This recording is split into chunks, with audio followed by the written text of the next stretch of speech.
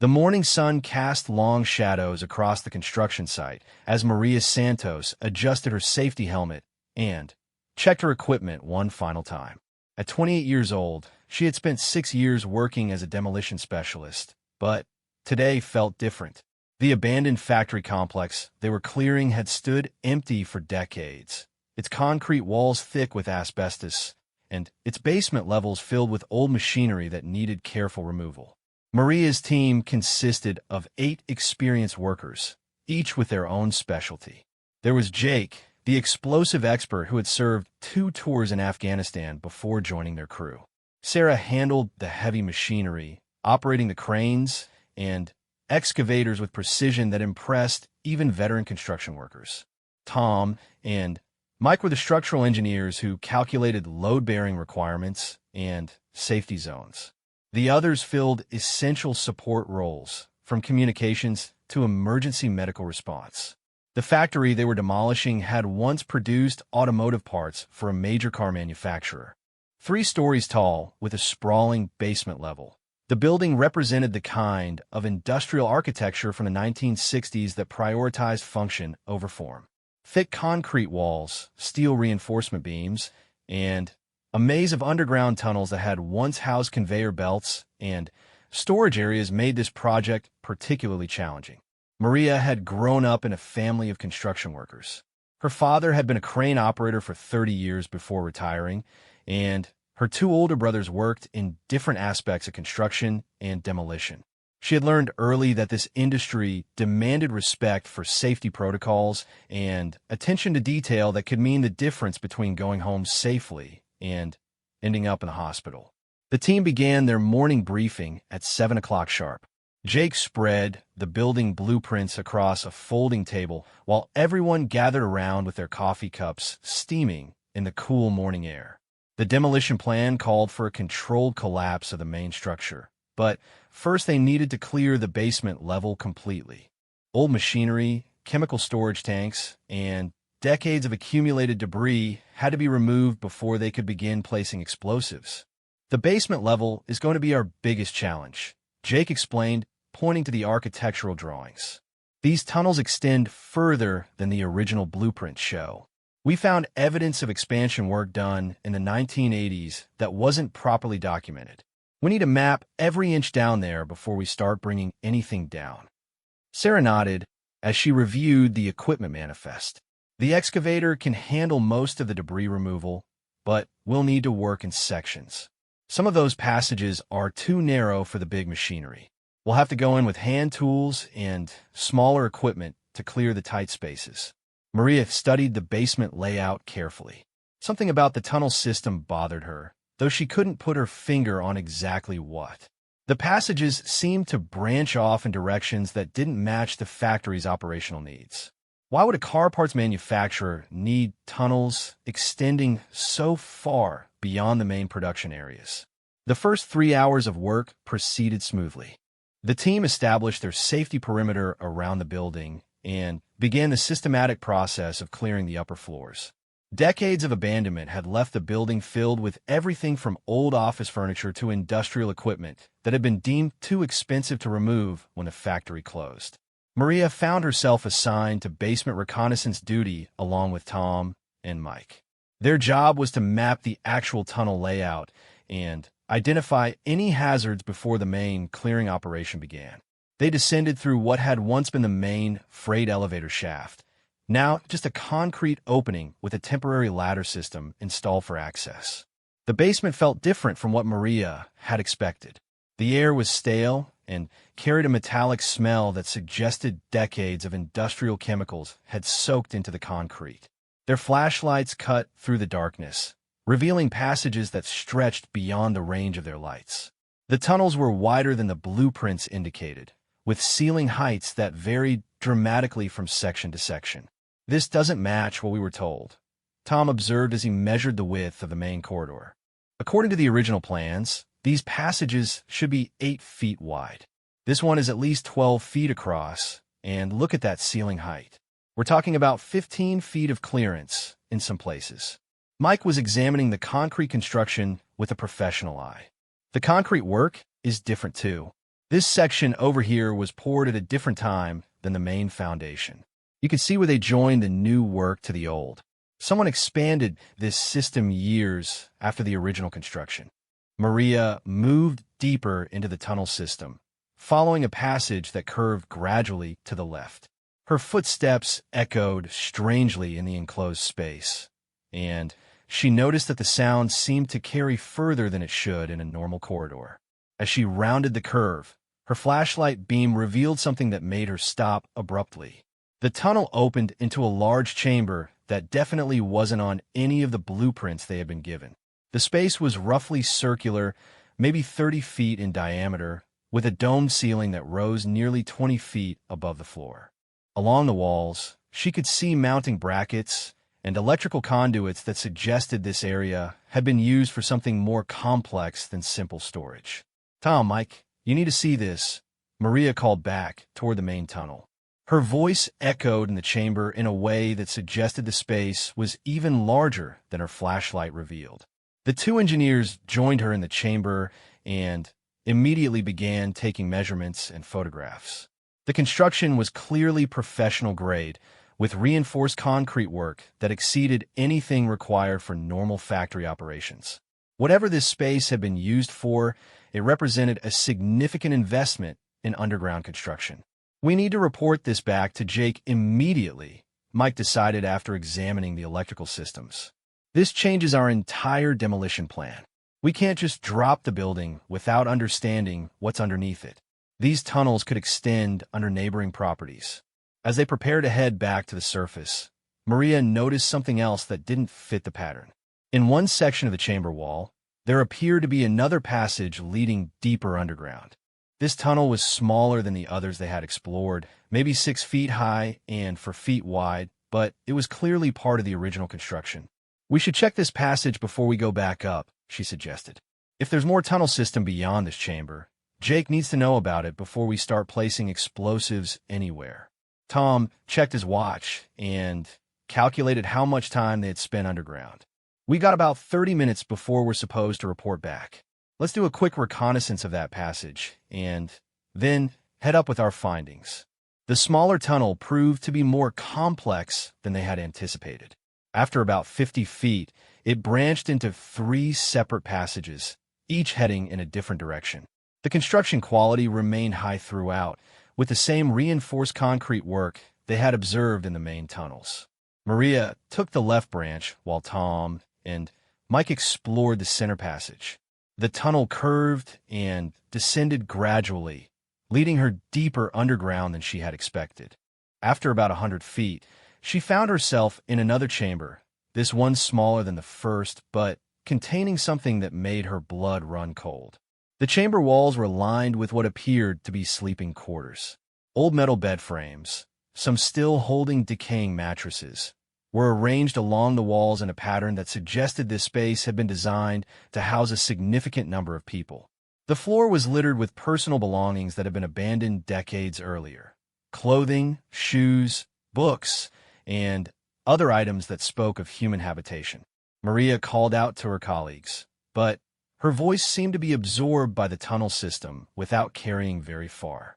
She tried her radio, but the underground location prevented any signal from reaching the surface team. Something about this discovery felt urgent enough that she decided to head back immediately and report what she had found.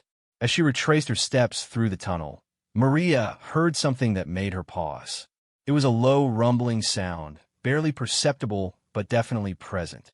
The sound seemed to be coming from deeper in the tunnel system, from areas they hadn't yet explored. She listened carefully, trying to identify the source, but the sound faded away before she could determine its origin. When she rejoined Tom and Mike in the main chamber, they had made discoveries of their own.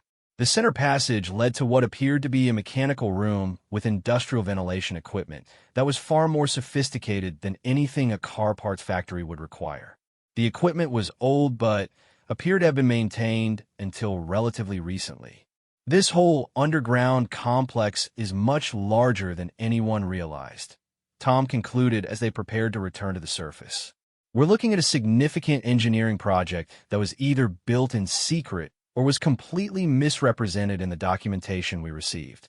The three team members climbed back up to ground level and immediately sought out Jake to report their findings. The demolition supervisor listened to their report with growing concern, frequently interrupting to ask for clarification about specific details. "Show me exactly where these chambers are located," Jake demanded, spreading the building blueprints across his table again. "If this tunnel system extends beyond the building footprint, we could be looking at a major problem. We can't bring down this building without knowing what's underneath the surrounding area." Maria traced the approximate locations of the passages they had explored, marking the chambers and tunnel branches as accurately as possible. The underground complex clearly extended well beyond the boundaries of the factory building above ground. Some of the tunnels appeared to run underneath the parking areas and possibly under portions of the adjacent properties. "We need to halt the demolition until we can get ground-penetrating radar out here," Jake decided. "And we need to contact the property owners and the city planning department. Someone knew about this underground complex, and they didn't tell us about it." As Jake made phone calls to report the situation to the project supervisors and city officials, Maria found herself thinking about the sleeping quarters she had discovered. The arrangement of beds and personal belongings suggested that people had lived in that underground space for extended periods. During what time period and under what circumstances remained a mystery. The rest of the team continued their work on the upper floors while waiting for instructions about how to proceed with the basement situation. Sarah operated the crane to remove large pieces of machinery from the second floor, while the other team members sorted salvageable materials from debris that would go to the landfill. By early afternoon, Jake had received instructions from the project supervisors. A ground-penetrating radar team would arrive the following morning to map the complete extent of the underground tunnel system. In the meantime, the demolition work would continue on the upper floors, but no explosive charges would be placed until they had a complete understanding of what lay beneath the building. "We're going to do one more reconnaissance mission into the tunnels before the radar team gets here," Jake announced to Maria, Tom, and Mike. "I want detailed measurements and photographs of everything you found down there. And I want to know if there are any other surprises waiting for us in areas you haven't explored yet." The afternoon reconnaissance mission revealed even more complexity in the underground system. Beyond the chambers Maria had found, they discovered additional passages that led to what appeared to be workshop areas and storage rooms. Some of these spaces contained equipment and materials that suggested they had been used for purposes unrelated to automotive manufacturing. In one workshop area, Tom found machining equipment that appeared designed for precision work on small metal components. The tools were old but well-maintained, and the workspace was organized in a way that suggested professional-level manufacturing capabilities.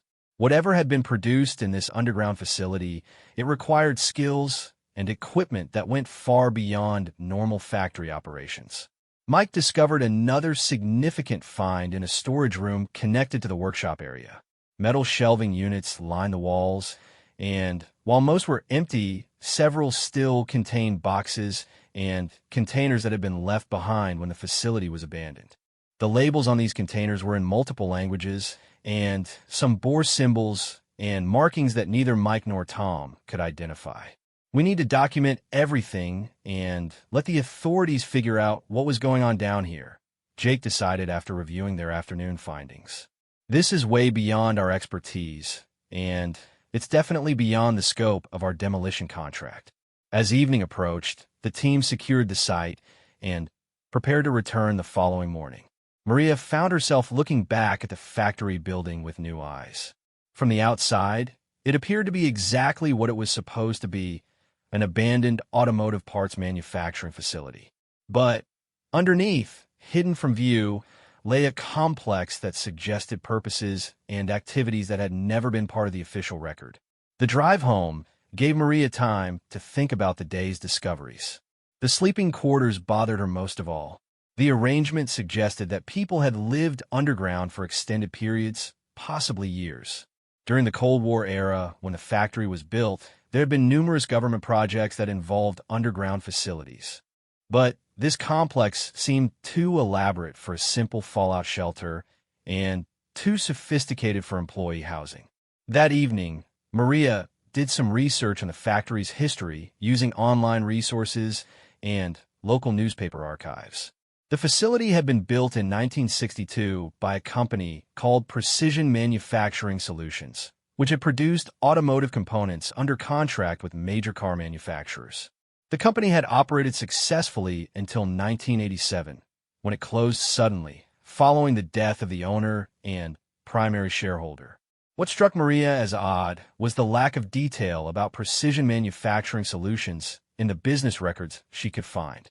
For a company that had operated a major manufacturing facility for 25 years, there was surprisingly little information about its operations, its employees, or the circumstances surrounding its closure.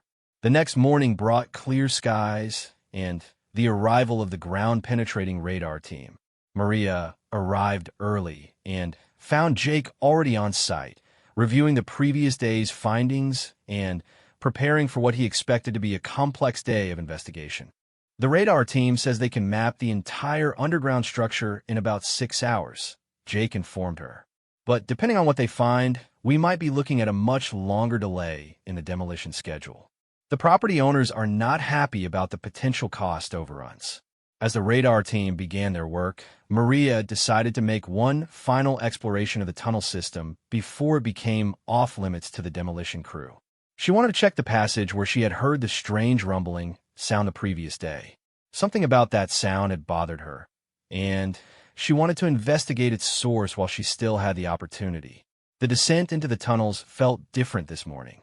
Perhaps it was the knowledge that sophisticated radar equipment was mapping every detail of the space above, but the underground complex seemed less mysterious and more ominous. The sleeping quarters that had puzzled her yesterday now seemed almost sinister in their implications.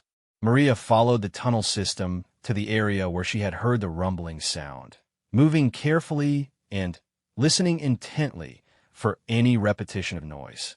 The passage curved and descended more steeply than she had remembered, leading her deeper underground than any of their previous exploration had taken them. After about 10 minutes of careful movement through the tunnel, Maria realized she could hear the sound again. It was definitely mechanical in nature, a low-frequency vibration that seemed to come from somewhere ahead of her in the passage. The sound was faint but persistent, suggesting machinery that was still operational despite the factory's decades-long abandonment. As she moved closer to the source of the sound, Maria noticed that the air temperature was warmer and carried a slight chemical smell that was different from the stale air in the rest of the tunnel system. Whatever was generating the sound was also producing heat and possibly exhaust gases. The passage opened into another chamber, larger than any they had discovered previously. Maria's flashlight beam revealed a space that was clearly still in use. Modern equipment hummed quietly along the walls, and LED indicator lights glowed red and green on control panels that looked like they had been installed recently. The realization hit Maria like a physical blow. The underground complex wasn't abandoned. Someone was still using it, and they were using it for purposes that required secrecy and concealment. The carefully maintained equipment, the recent electrical work, and the operational machinery all pointed to ongoing activities that had been hidden from everyone involved in the demolition project. Maria backed away from the chamber, her mind racing as she considered the implications of what she had discovered. Someone had deliberately concealed the true nature and extent of the underground complex from the demolition company. The project to tear down the abandoned factory was proceeding without anyone realizing that the real facility was still operational underground. She needed to report this discovery immediately, but first she wanted to gather more evidence of what was actually going on in the hidden complex. Moving carefully and quietly, Maria used her phone's camera to document the equipment and control panel she could see from the tunnel entrance. The photographs would provide proof of what she had found and help authorities understand the scope of whatever operation was being conducted underground. As she prepared to leave the chamber and return to the surface, Maria heard voices echoing from deeper in the complex. Multiple people were moving through the tunnel system, and they were getting closer to her location. The voices were too distant for her to make out individual words, but the tone suggested they were conducting routine business rather than investigating an emergency. Maria realized that she might have stumbled into an active operation that was supposed to remain secret. The people moving through the tunnels were probably supposed to be there, while she definitely was not. Her presence in the underground complex could compromise whatever activities were taking place, and the consequences of that compromise could be severe for everyone involved. Maria pressed herself against the tunnel wall, trying to make herself as small and invisible as possible. The voices were getting closer, and she could now make out individual words. The people moving through the tunnels were speaking in English, but they were using technical terminology that she didn't recognize. Words like containment protocols, extraction rates, and contamination levels echoed through the passages.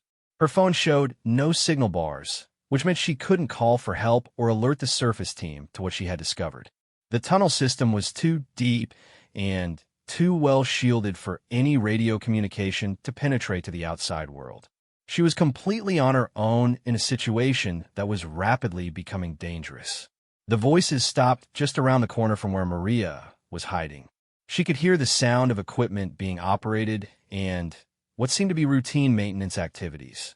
Whatever these people were doing down here, they were clearly familiar with the underground complex and comfortable working in its hidden chambers. Maria made a decision that would change everything that followed. Instead of trying to retreat immediately, she decided to gather more information about what was happening in the hidden facility. She needed to understand the scope and nature of the operation before she could effectively report it to the authorities. Moving very carefully and quietly, she worked her way closer to the source of the voices. The tunnel curved to the right, and Maria found herself looking into a large chamber that was clearly the center of ongoing operations. The space was brightly lit with modern LED fixtures, and sophisticated equipment lined the walls. Multiple workstations were occupied by people in protective clothing who were monitoring computer screens and operating machinery that looked like nothing Maria had ever seen before. What struck her immediately was the professional nature of the operation.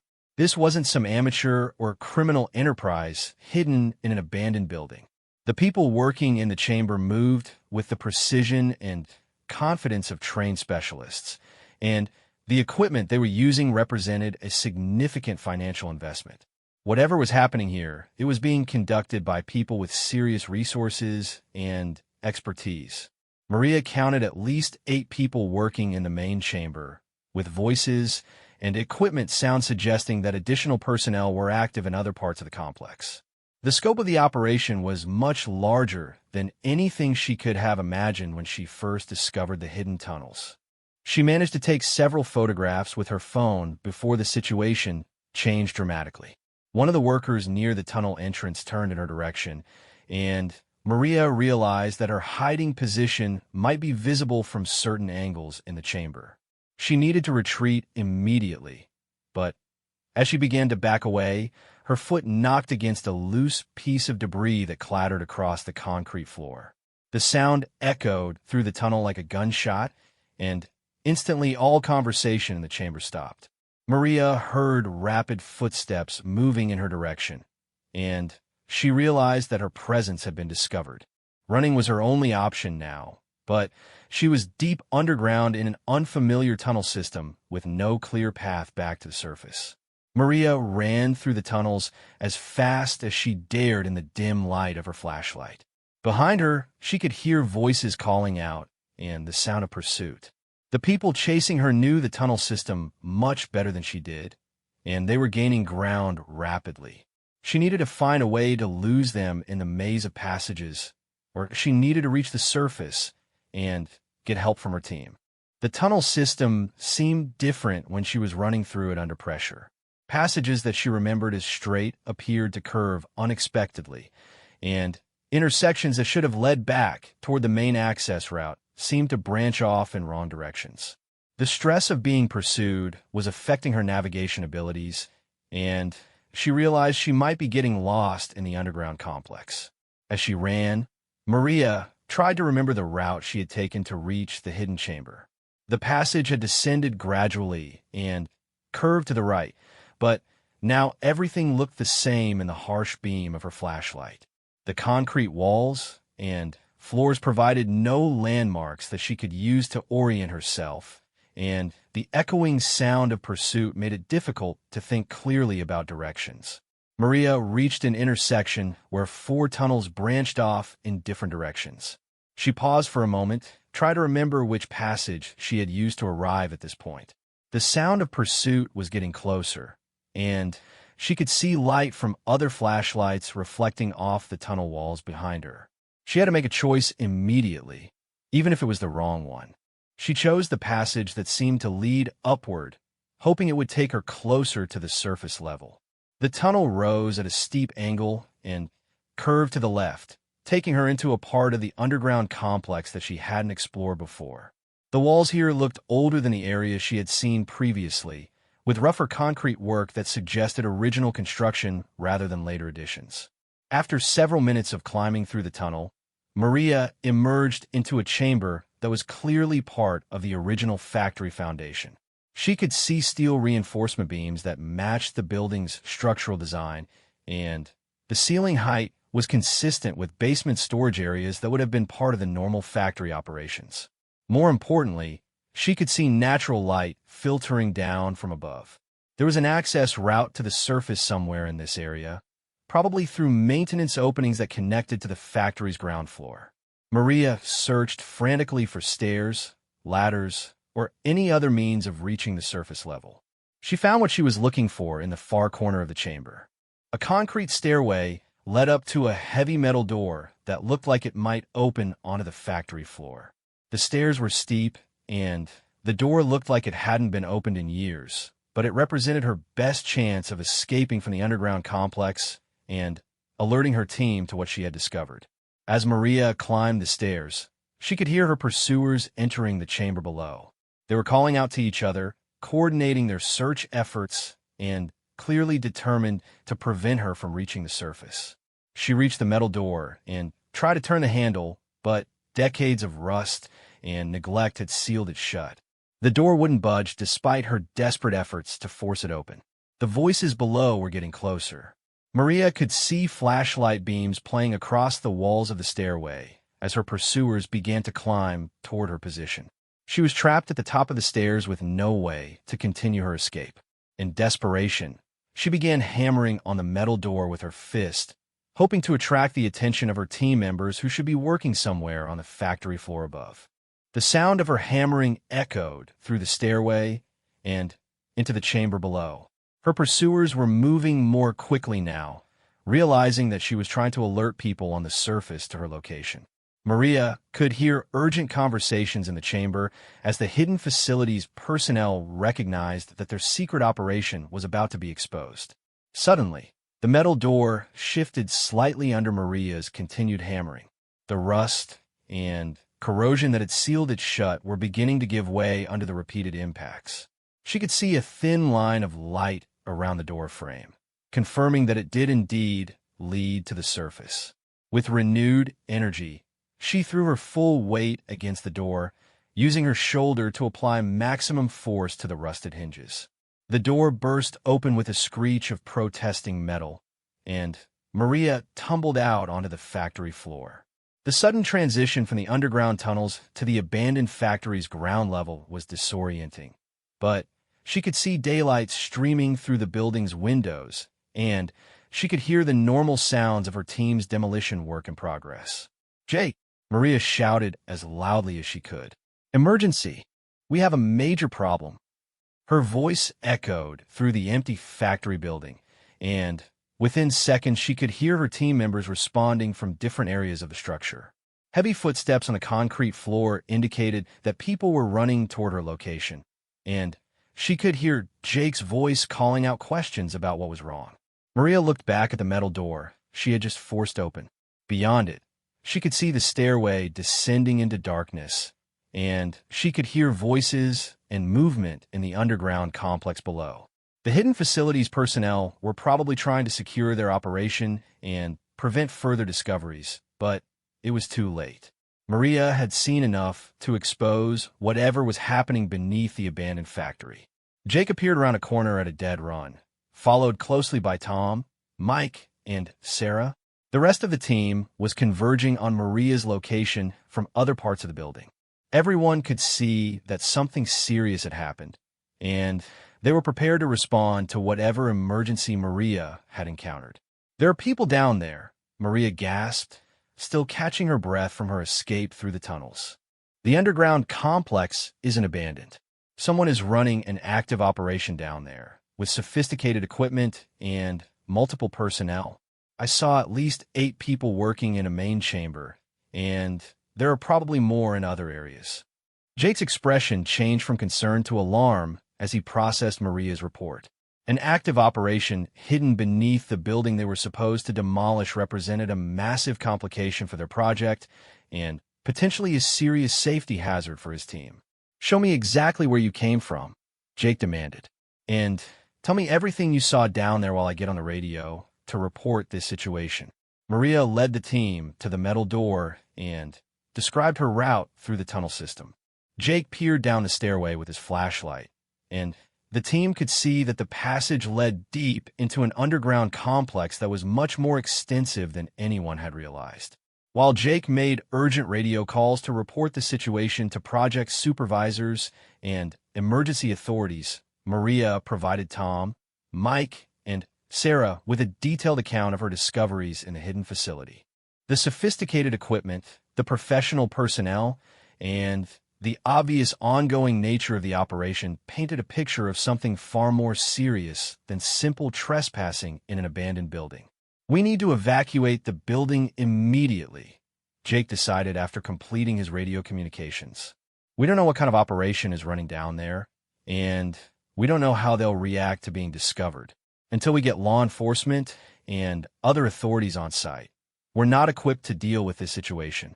As the team prepared to evacuate the factory building, Maria heard new sounds coming from the underground complex. Machinery was starting up, and there was a lot of movement and activity in the tunnels below. Whatever the hidden facilities personnel were doing in response to her discovery, they were moving quickly to implement some kind of emergency protocol. The team moved toward their equipment storage area to secure their tools and materials before leaving the building. As they walked across the factory floor, Maria felt the concrete vibrating under her feet. The machinery running in the underground complex was powerful enough to transmit vibrations through the building's foundation and into the structure above. Suddenly, the vibrations stopped. The silence that followed felt ominous rather than reassuring. Maria exchanged glances with Jake, both of them recognizing that the cessation of activity below might indicate preparation for something more serious than simple evacuation of the hidden facility. Jake's radio crackled with incoming transmissions from the project supervisors and emergency response authorities. Multiple agencies were being notified of the situation, and specialized teams were being dispatched to investigate the hidden underground operation. But it would take time for those resources to arrive on scene, and Maria's team was alone with whatever was happening beneath their feet. The team reached their equipment storage area and began the process of securing valuable tools and shutting down machinery that had been left running during the normal workday. Sarah climbed into the cab of her excavator to move it to a safe distance from the building, while Tom and Mike gathered engineering equipment and documentation that would be needed by the investigating authorities. As Maria helped load tools into the equipment trailer, she heard a new sound coming from inside the factory building. It was a low humming noise that seemed to be emanating from multiple locations simultaneously. The sound was different from the machinery noise she had heard in the underground complex, more like electrical equipment building up to high power levels. "Everyone needs to get away from the building right now," Jake ordered after hearing the same sound. "I don't know what they're doing down there, but it doesn't sound like normal shutdown procedures." The team abandoned their equipment securing efforts and moved quickly toward the site perimeter.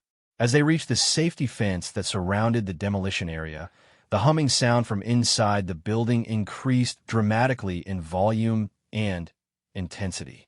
Whatever was happening in the underground complex, it was building towards some kind of climax. Maria looked back at the factory building from the relative safety of the perimeter fence. The structure looked exactly the same from the outside, but she now knew that beneath its innocent exterior lay a sophisticated facility that had been conducting secret operations for an unknown period of time. Her discovery had exposed something that was supposed to remain hidden, and the consequences of that exposure were still unfolding. The humming sound reached a crescendo and then suddenly stopped. The silence that followed was broken only by the normal sounds of traffic from the nearby street and construction work on distant sites. Whatever the hidden facilities personnel had been doing in response to Maria's discovery, they had completed their emergency procedures. Jake received another radio transmission that brought both relief and new concerns. Law enforcement and federal authorities were en route to the site, but their estimated arrival time was still 30 minutes away.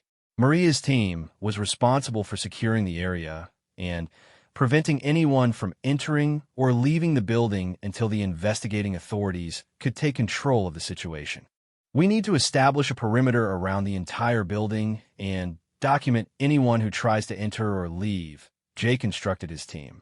And we need to be prepared for the possibility that whoever is down there might try to leave through exits we don't know about. As the team positioned themselves around the building to monitor all possible access points, Maria found herself thinking about the implications of what she had discovered. The hidden underground facility represented a level of deception and concealment that suggested serious illegality or national security issues.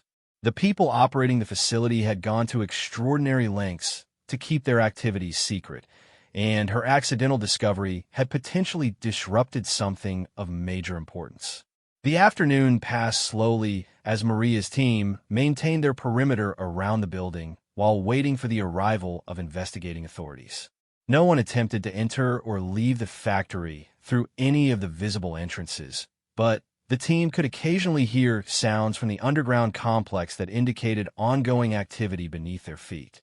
When the first law enforcement vehicles finally arrived on scene, Maria felt a mixture of relief and apprehension. The investigation that would follow her discoveries would undoubtedly be complex and lengthy, and her role in exposing the hidden facility would make her a key witness in whatever legal proceedings might result. As federal agents began setting up their command posts and specialized equipment for investigating the underground complex, Maria realized that her routine demolition job had turned into something far more significant than anyone could have anticipated. The explosion that would change everything was still hours away. The federal agents who arrived on scene were clearly experienced in dealing with complex situations involving hidden facilities and covert operations. Agent Sarah Chun, who identified herself as the lead investigator, immediately took charge of the situation and began coordinating with multiple agencies to determine the scope and nature of the underground operation that Maria had discovered. We need detailed intelligence about the layout of the underground facility before we can plan any kind of intervention, Agent Chun explained to Jake and Maria during their initial briefing. Your team's reconnaissance work has provided valuable information, but we need to understand exactly what we're dealing with before we make any moves that could compromise the safety of potential hostages or destroy evidence of illegal activities. Maria provided Agent Chun with copies of all the photographs she had taken in the underground complex, along with detailed descriptions of the personnel and equipment she had observed. The federal agents studied the images carefully, clearly recognizing some of the equipment types and taking particular interest in the sophisticated control panels and monitoring devices visible in the photographs. This looks like a research and development facility, Agent Chin concluded after reviewing Maria's documentation. The equipment you photographed is consistent with advanced materials processing or chemical synthesis operations.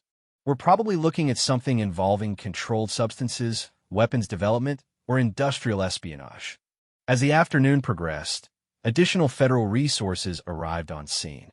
Specialized teams brought ground-penetrating radar equipment that was far more sophisticated than the commercial units the construction company had planned to use. Chemical detection equipment was deployed to monitor for hazardous materials that might be present in the underground facility. Communications specialists set up equipment to intercept any radio or cellular communications that might be originating from the hidden complex. The advanced radar mapping revealed that the underground facility was even more extensive than Maria's exploration had suggested. The tunnel system extended beneath at least 3 adjacent properties and included multiple levels that descended more than 50 feet below ground level. Some areas of the complex showed architectural features consistent with blast-resistant construction, suggesting that the facility had been designed to withstand explosions or other forms of attack.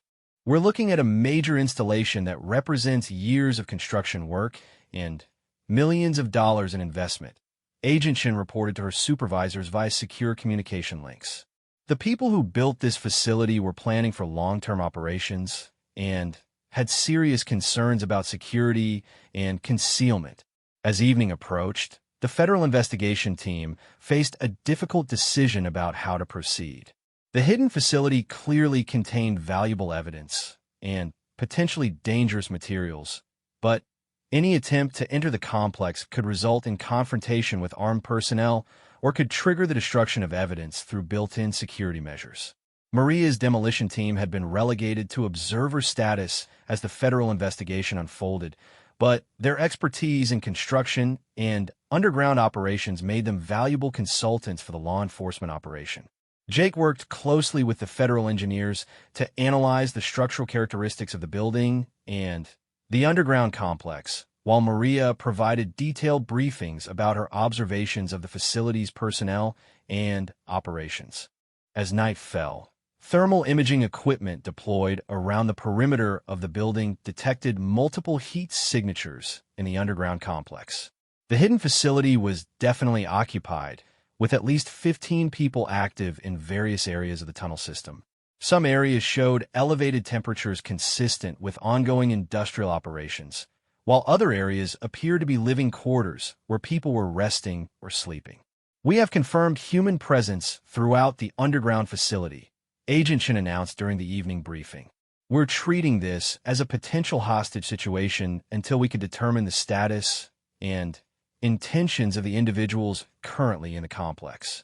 The federal team's plan for the next morning involved a carefully coordinated entry into the underground facility through multiple access points.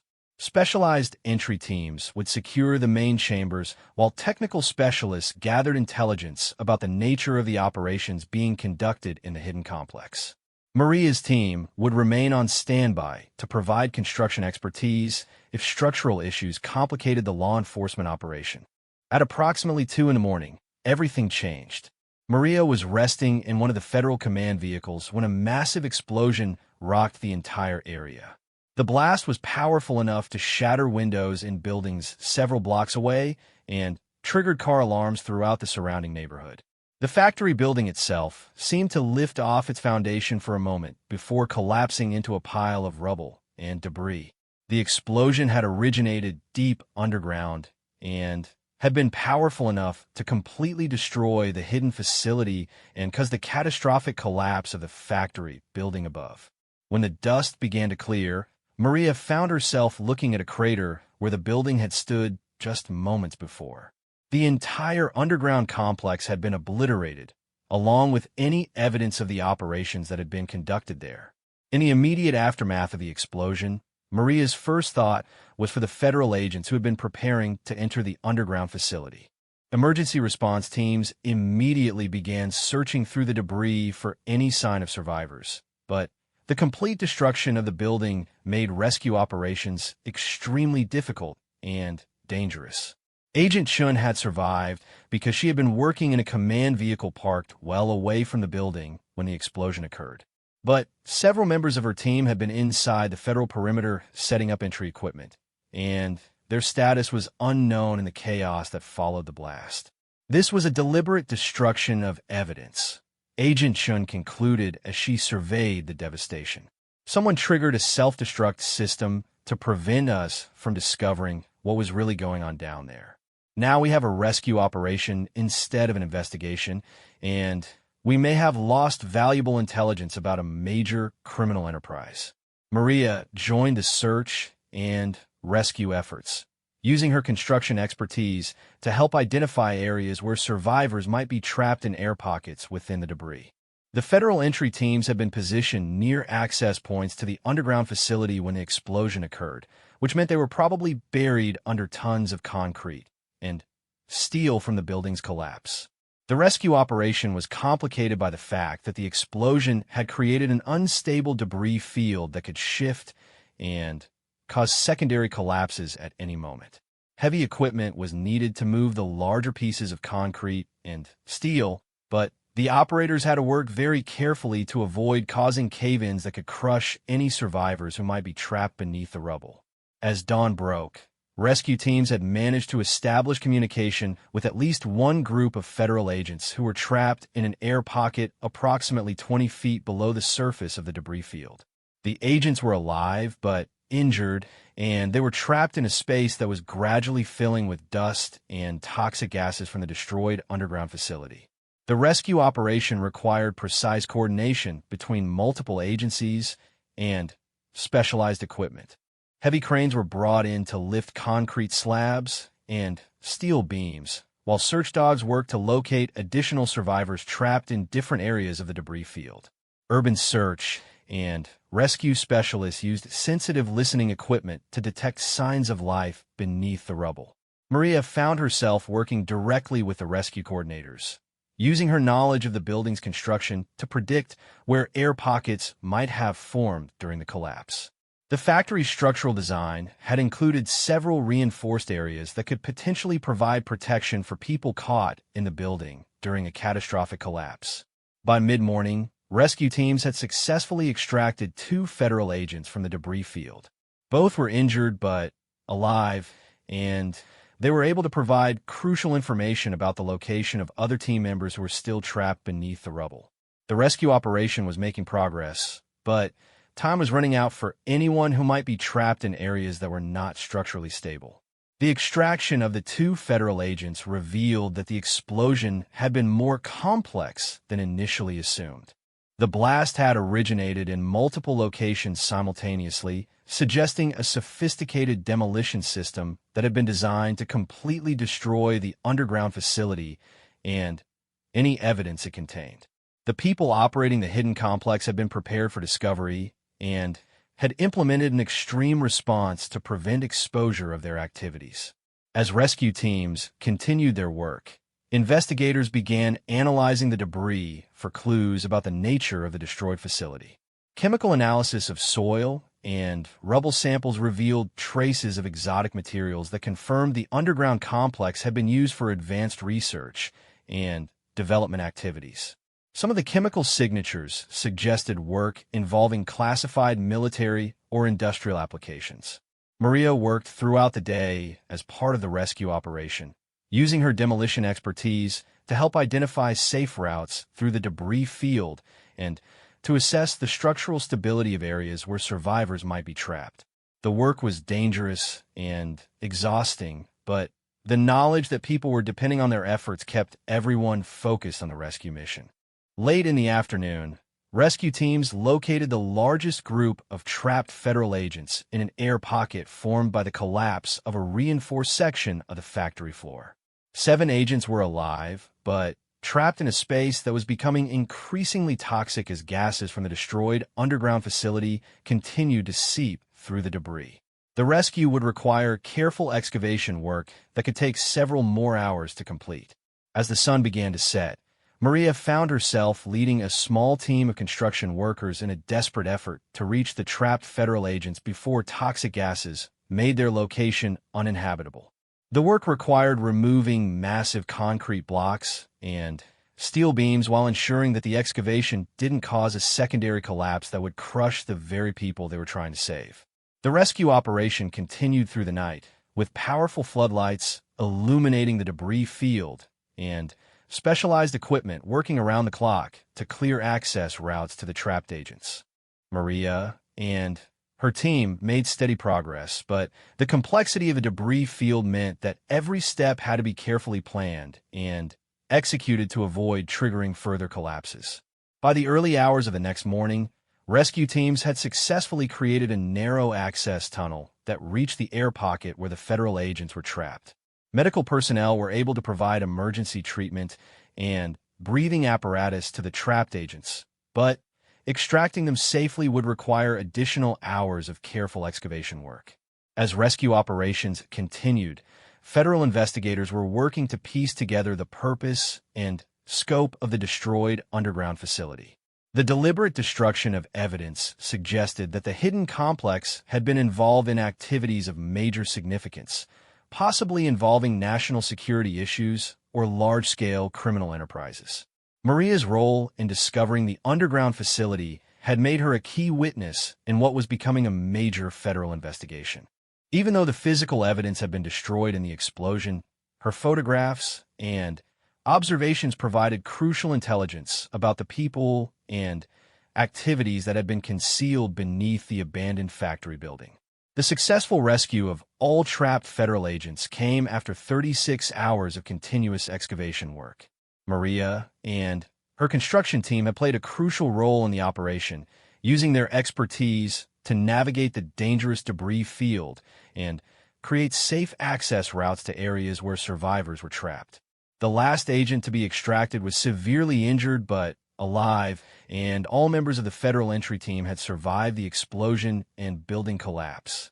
In the aftermath of the rescue operation, Maria found herself facing a new reality. Her routine demolition job had uncovered what federal investigators described as one of the most sophisticated covert facilities ever discovered on American soil.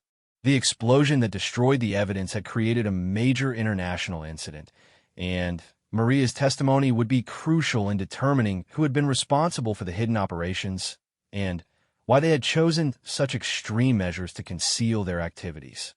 The investigation that followed would reveal connections to foreign intelligence agencies, international criminal organizations, and classified research projects that had been thought to be dormant for decades. Maria's accidental discovery had exposed a network of covert activities that reached into the highest levels of government and industry, and the consequences of that discovery would continue to unfold for months and years to come. 3 weeks after the explosion, Maria found herself in a secure federal facility providing detailed testimony to a joint task force investigating the destroyed underground complex. The investigation had grown far beyond a simple case of illegal activity in an abandoned building. International intelligence agencies, military specialists, and federal prosecutors were all working together to understand the full scope of what had been hidden beneath the factory. The analysis of debris samples had revealed traces of materials that should not have existed outside of classified government laboratories. Isotopic signatures suggested work involving nuclear materials, while chemical residues indicated synthesis of compounds that were restricted under international treaties. Whatever had been happening in the underground facility, it represented a serious breach of multiple national security protocols. The facility you discovered appears to have been operational for at least 15 years, Agent Chen explained during one of Maria's debriefing sessions. We've traced utility consumption, supply deliveries, and personnel movements that show a sophisticated operation that was completely off the books for government oversight agencies. Someone invested enormous resources in creating and maintaining this facility while keeping it completely invisible to official scrutiny. Maria's photographs and observations had become crucial evidence in the investigation. The professional appearance of the personnel she had observed suggested that the operation had been staffed by trained specialists, possibly including individuals with security clearances who had diverted classified knowledge to unauthorized purposes. The sophisticated equipment visible in her photographs matched specifications for devices that were supposed to be strictly controlled under export regulations. As the investigation progressed, federal agencies began tracking down the ownership history of the factory building and the surrounding properties. The trail led through a complex web of shell companies, offshore corporations, and legal entities that had been created specifically to obscure the real ownership and purpose of the underground facility. The construction history of the underground complex revealed that the excavation and building work had been conducted in phases over more than a decade. Multiple construction companies had been involved, each handling only small portions of the overall project, ensuring that no single contractor understood the full scope and purpose of the facility. The level of operational security involved in the construction suggested planning and resources that went far beyond typical criminal enterprises. Maria learned that her decision to investigate the strange sounds in the underground tunnels had prevented what could have been a catastrophic incident. Analysis of the destroyed facility suggested that the operations being conducted there had been building towards some kind of major event. The timing of the explosion, which occurred just hours before a planned federal raid, suggested that the facility's operators had been prepared to sacrifice their entire investment rather than allow their activities to be exposed. Federal investigators had traced several of the personnel who had been observed in the underground facility. Most appeared to have left the country in the days immediately following Maria's discovery, using travel documents and identities that were sophisticated enough to suggest professional intelligence tradecraft. The few individuals who had been apprehended were providing limited cooperation with the investigation.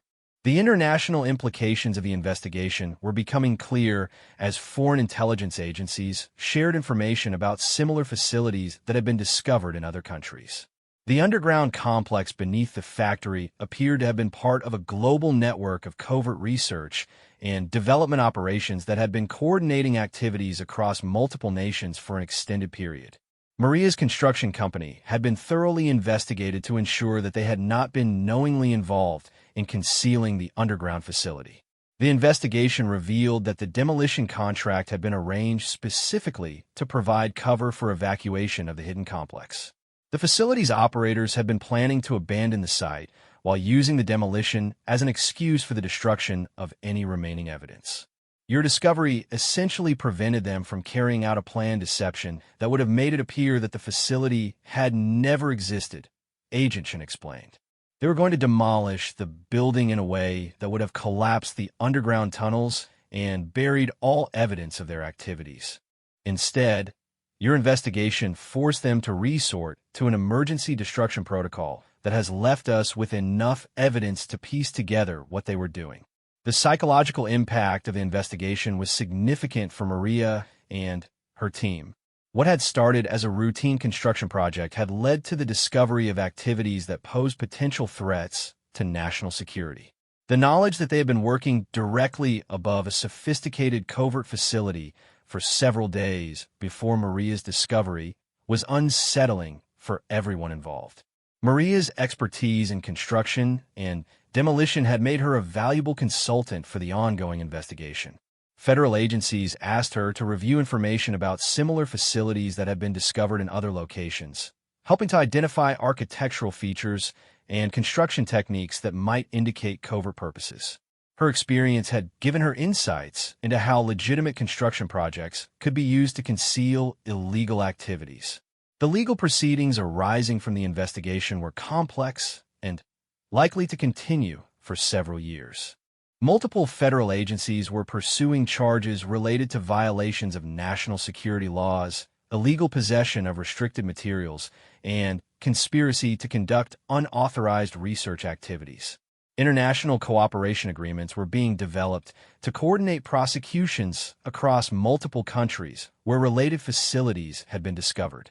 Maria's role as a witness would require her to testify in multiple legal proceedings, potentially including classified hearings where sensitive national security information would be presented. The federal government provided security protection for her and her family due to concerns that the people responsible for the underground facility might attempt to prevent her testimony. The impact on Maria's professional life was significant, but not entirely negative. Her careful documentation of the underground facility and her professional handling of a dangerous situation had earned recognition from federal law enforcement agencies. Several construction companies that specialized in security-related projects had offered her positions that would allow her to use her experience in identifying and investigating potential security threats. The demolition project that had led to the discovery was officially suspended indefinitely while the investigation continued.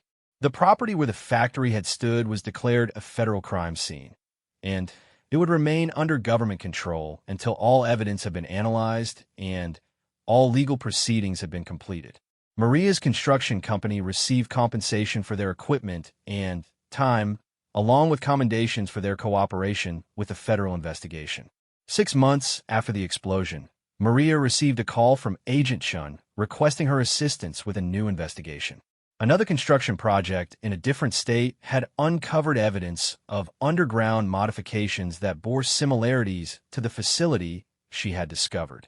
Federal agencies wanted her expertise in assessing whether the new discovery represented part of the same network of covert facilities. The second investigation revealed that the network of hidden facilities was even more extensive than initially believed. Underground complexes had been discovered in 7 different states, all sharing similar architectural features and sophisticated concealment methods. Maria's expertise had become invaluable in helping federal agencies distinguish between legitimate construction projects and potential covert facilities. As the broader investigation unfolded, Maria found herself working as a consultant for a joint federal task force that specialized in identifying and investigating hidden installations. Her construction background, combined with her experience in the original discovery, made her uniquely qualified to recognize the signs of covert construction activities and to assess the security implications of suspicious underground facilities.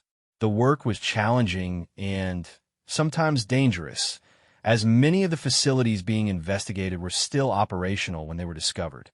Maria developed expertise in conducting reconnaissance operations in underground environments, often working closely with federal agents and military specialists to gather intelligence about covert activities while avoiding detection by facility operators. Over time, the investigation revealed that the network of hidden facilities had been conducting research into multiple areas of restricted technology. Some facilities appeared to have been developing advanced materials with military applications, while others had been working on chemical synthesis projects that violated international arms control agreements.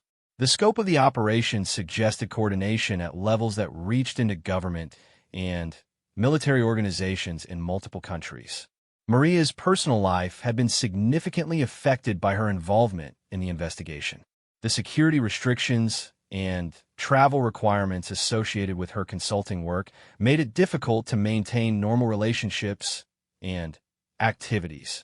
However, she found the work meaningful and important, knowing that her efforts were helping to protect national security and prevent potentially dangerous technologies from being developed outside of proper oversight. The original explosion that had destroyed the factory and the underground facility remained under investigation. Analysis of the blast patterns and chemical residues suggested that the facility's operators had been prepared for discovery and had implemented a sophisticated self-destruct system that was designed to eliminate all evidence of their activities. The planning involved in creating such a system indicated resources and expertise that went far beyond typical criminal organizations. Federal agencies continued to investigate the financial networks that had supported the covert facilities. The trail led through multiple countries and involved transactions totaling hundreds of millions of dollars over more than a decade. The level of investment suggested that the covert research activities had been intended to produce technologies or materials with enormous commercial or military value. As the second anniversary of Maria's discovery approached, federal prosecutors were preparing to present their cases in multiple jurisdictions. The evidence collected from the destroyed facility and related sites had been sufficient to support charges against more than 40 individuals in several countries. Maria's testimony would be crucial in many of these proceedings, as her direct observations provided some of the most compelling evidence about the scope and nature of the covert operations. The investigation had also led to policy changes in how government agencies monitor construction activities and building permits. New protocols were developed to identify potential covert construction projects and to ensure that underground facilities could not be built and operated without proper oversight. Maria's experience had contributed to the development of these new security measures. Looking back on the events that had begun with a routine demolition project, Maria realized that her decision to investigate the strange sounds in the underground tunnels had led to discoveries that had far-reaching implications for national security. The investigation that followed had revealed a network of covert facilities conducting unauthorized research into dangerous technologies, and her role in exposing these activities had helped prevent potential threats to public safety. The ongoing work as a consultant for federal agencies had given Maria a unique perspective on the challenges of maintaining security in an increasingly complex technological environment. Her experience had shown how legitimate construction and industrial activities could be used to conceal serious security threats, and her expertise continued to be valuable in identifying and investigating potential covert operations. The explosion that had destroyed the underground facility marked the end of one phase of covert operations, but the investigation that followed had revealed that the threat was much broader than initially realized. Maria's continued involvement in related investigations reflected the ongoing nature of the security challenges that had been exposed by her accidental discovery in the abandoned factory's basement. 5 years after the explosion that changed her life, Maria Santos had become one of the federal government's most trusted consultants for investigating covert underground facilities. Her expertise had led to the discovery of 17 additional hidden installations across North America, each representing millions of dollars in unauthorized research and development activities that posed potential threats to national security. The most recent case had brought Maria to a remote industrial complex in Montana, where satellite imagery had detected thermal signatures suggesting underground activity beneath what appeared to be an abandoned mining operation. Working with a joint task force that included FBI, CIA, and military intelligence personnel, Maria was conducting preliminary reconnaissance to determine whether the site warranted a full federal investigation. The Montana facility proved to be the most sophisticated covert installation she had encountered since the original discovery. Underground chambers extended more than 100 feet below the surface, with multiple levels connected by a complex network of tunnels and vertical shafts. The construction quality was exceptional, with reinforced concrete work and engineering systems that rivaled major government installations. Unlike the factory basement where Maria had made her first discovery, the Montana facility was not abandoned. Sophisticated security systems protected multiple access points, and the facility appeared to be operating at full capacity with personnel working around-the-clock shifts.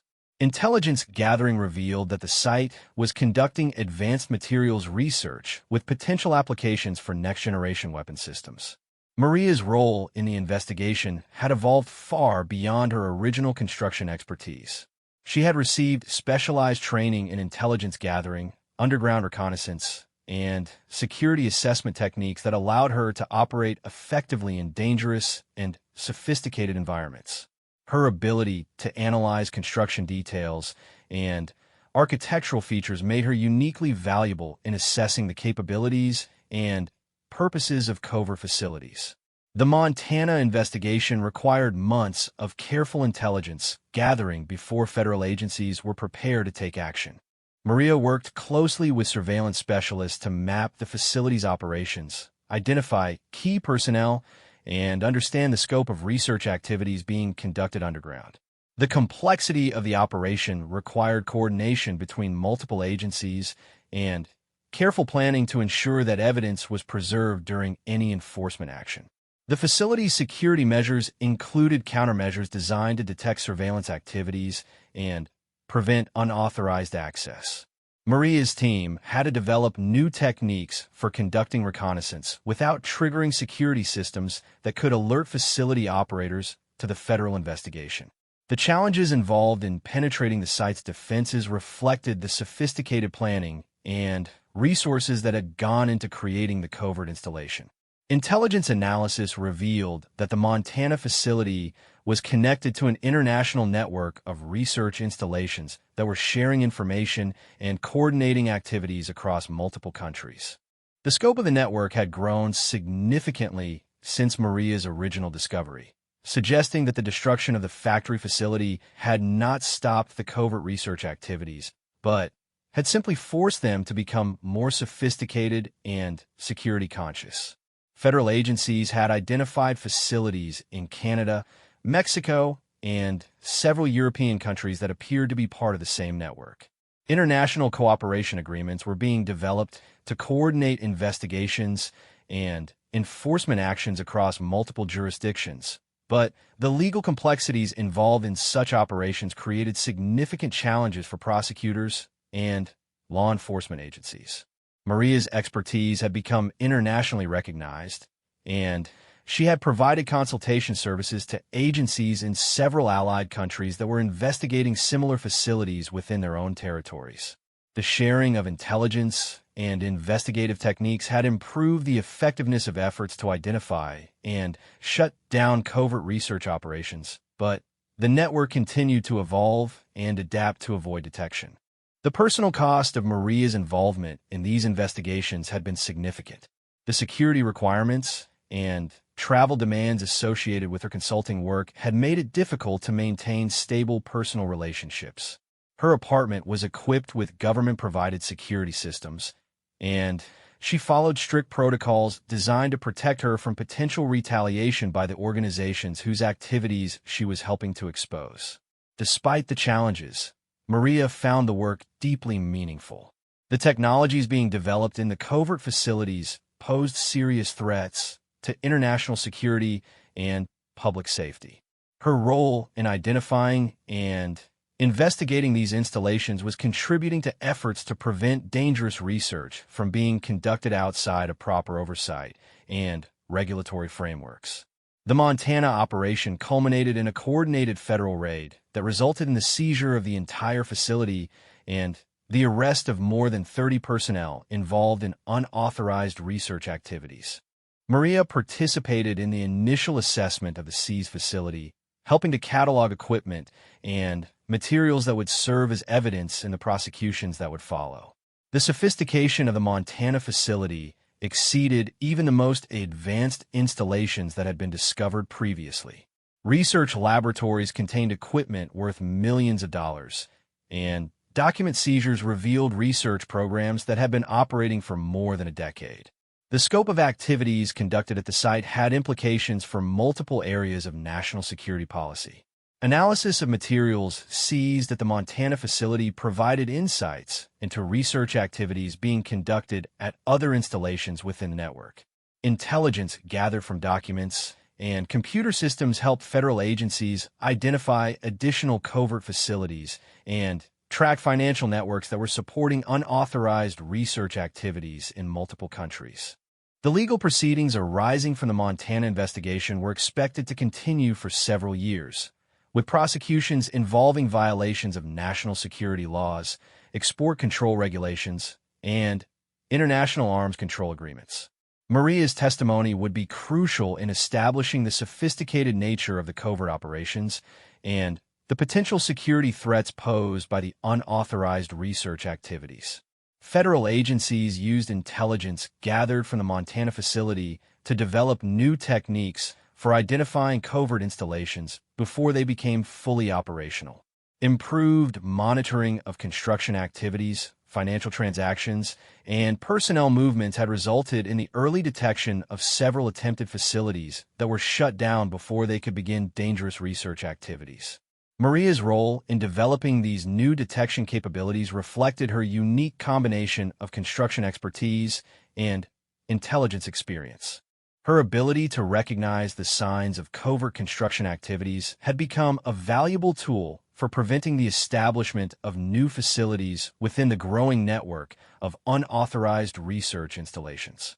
The investigation had also led to policy reforms designed to improve oversight of legitimate research activities and prevent the diversion of materials and expertise to unauthorized purposes.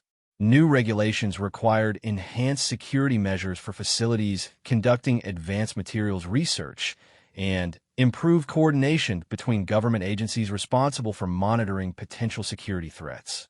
As the network of covert facilities was gradually exposed and dismantled, federal agencies began to understand the full scope of the threat that had been developing over more than a decade.